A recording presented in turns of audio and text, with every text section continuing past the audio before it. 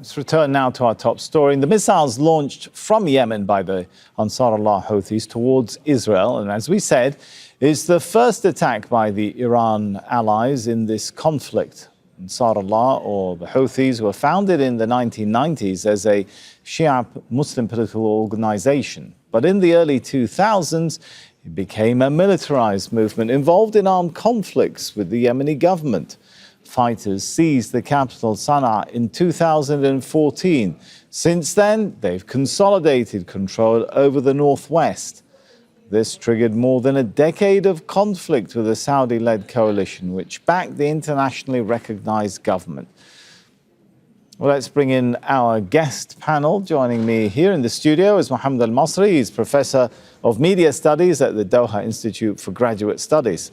And in Milan, we're joined by Ibrahim Jalal. He's a senior researcher and policy advisor on Yemen, the Gulf and the Horn of Africa. If I could start with Ibrahim in Milan. So Ibrahim, are we about to see the Ansarullah Houthis now widen their attacks to include a whole range of targets beyond simply Israel? Is that the direction that you see the Houthis going in? Thanks for having me. It was anticipated that the Houthis will join this war since February 28. It was a matter of timing. And when we review the Houthi cross-border attacks over the past couple of years and decade, they always depend on phased and layered approach to scale up and widen the scope of targets. Over time, now that the Houthis have their arsenal intact, they have deployed, a sizable amount of drones and missiles in a decentralized manner. They will realize over time that striking, as they did in the past, that striking a target 1,100 kilometers north is distant, less effective, right, although it adds up military pressure, exhausts the defenses. And they might to target eventually in the second and third phases what would they call Israeli vessels through al-Mandab. And when that happened, we knew in 2023, 2024, 2025, that this meant the global shipping passing through that, regardless of what they say in practice. So that might be another layer of escalation. All right, that's an important point. We'll come back to it in a second. But focusing here on the Gulf, Mohammed al-Masri, does this mean further targeting and pressure on the Gulf? The Houthis are already talking about US bases. Could it extend beyond that? That is possible. That is possible. I mean, we're now entering the fifth week of this war, and with each passing day, we climb the escalation ladder a little bit farther, and there's always the risk of bringing actors in.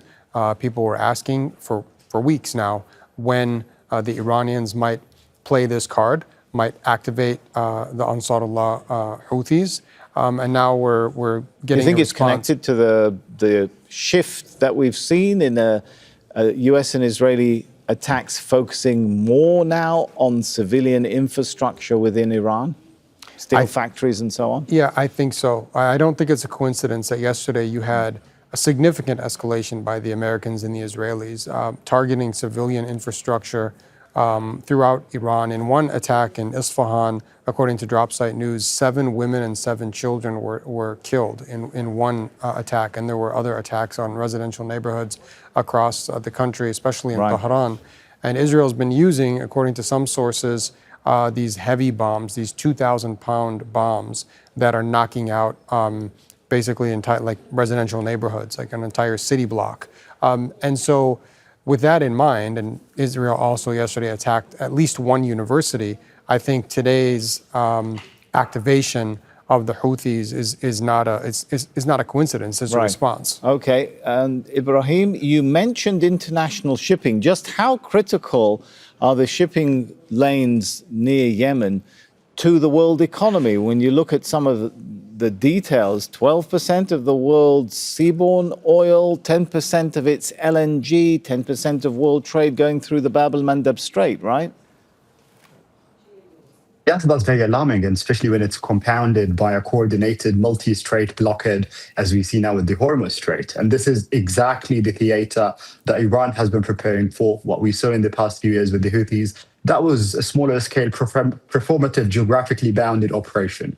It's been always bounded to what this would mean when we have a coordinated multi-strait blockade where you have a greater deniability of maritime passage, disruption of LNG across a few straits, and this might even extend to direct targeting of Suez Canal, especially now that we have the Yanbu east-west pipeline, which has been rerouting a few millions of Saudi crude oil when it's been one of the bypasses that are functional. So this is alarming in many ways. It will highly likely invite international responses targeting the Houthis, and the Houthis have made it to the national security doctrines of many states.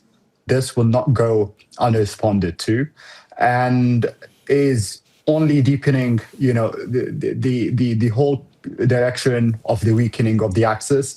2 points to make here, and I agree with your guest that this is timed with the IRGC decision and the timing. The IRGC chose the Houthi entry point, and it had made a few days ago clear that this is dependent on the level of the escalation that will be decided by the US and its allies. And that this is, the last most resilient entity that they can rely on with the most disruption level if they want to maximize pressure on the US and its allies to recalibrate and look into other alternatives as the cost is being heavily redistributed across more states that now feel, especially by the shipping companies and global end consumers, really. All right, Mohammed, there is also the Pakistan government talking about a meeting involving regional foreign ministers. Is some kind of regional intervention coming together? Well, there's an attempt. Look, this war from the start has not benefited anyone except arguably, Israel, which pushed for the war. But it's been a lose-lose, and the countries in the region and beyond want this to end. The problem, and I was mentioning this in a previous interview, is that there isn't a dignified way right now for the Americans. And the Americans are important because once they pull the plug, this front, certainly the war on Iran, will end. But there isn't a dignified way for Donald Trump to declare victory. He's been surprised at every point. He even admitted, I think it was last week, when he said he was shocked that the Iranians attacked their Gulf neighbors, even though experts and the Gulf countries themselves had been warning about that exact scenario for many, many months. He's likely surprised that the Iranians shut down the Strait of Hormuz or seriously disrupted it, and I'm sure that he's going to be surprised by the Houthis entering the war today. So we'll have to just keep a close eye on things over the next 2-3 days. And that we will beyond. do. For now, thank you so much, Professor Mohammed Al-Masri here in the studio, Professor of Media Studies at the Doha Institute for Graduate Studies, and Ibrahim Jalal, Yemen analyst.